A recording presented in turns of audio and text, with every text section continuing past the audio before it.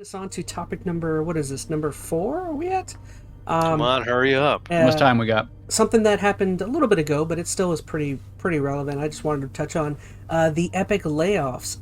Epic layoffs.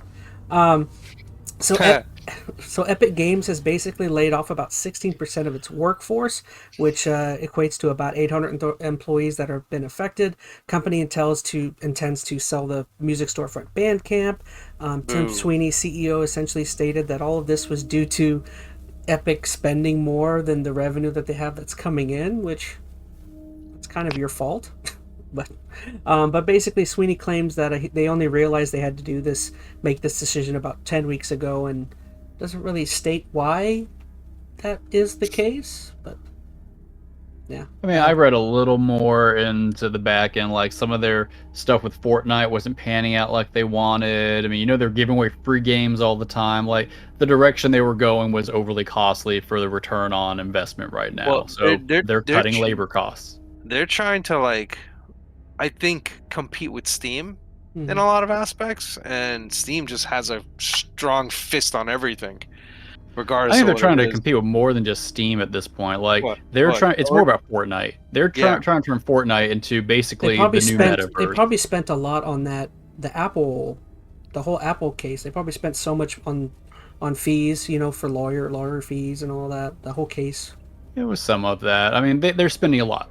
I mean, and they have, big, powerful products because of it, but they're not getting that return just yet. I think the big issue here, I mean, these people losing their jobs due to no fault of their own. That's, I think, the biggest issue. Like, these developers were probably doing everything they were asked. They were probably, basically giving their lives away, working, I'm sure, long hours towards whatever, checkpoints and guidelines they were asked to meet. And then because the management decided that their particular strategy didn't pan out, their workforce is going to suffer. You're not going to see Sweeney take a pay cut. No. You're going to see the workforce suffer. And this brings me back to the days of Iwata at Nintendo. Oh, when Remember when the Wii U? Yeah, when the Wii U was doing bad, they made a bad business decision. Their strategy was not panning out. Instead of having their workforce suffer, Iwata took a pay cut. I don't remember how much it was, but it was enough, apparently, to kind of keep things afloat. And he still made a crap load of money. So it's not like he wasn't still making bank for his position. But that goes a long way to having appreciation for your management, feeling like you're cared for, supported. And you don't get that with the companies over here. So, I don't know. It's a shame. And this is not the first or the last. I mean, this is just the most recent, I believe, in a big stint of layoffs. You're seeing Embracer Group sell off, full development studios and just dropping them.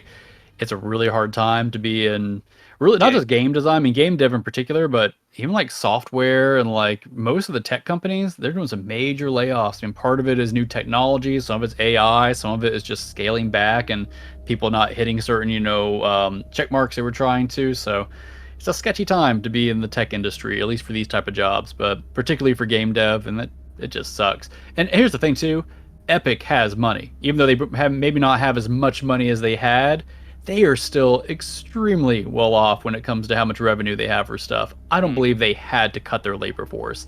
They could have found other places to pull that revenue from. But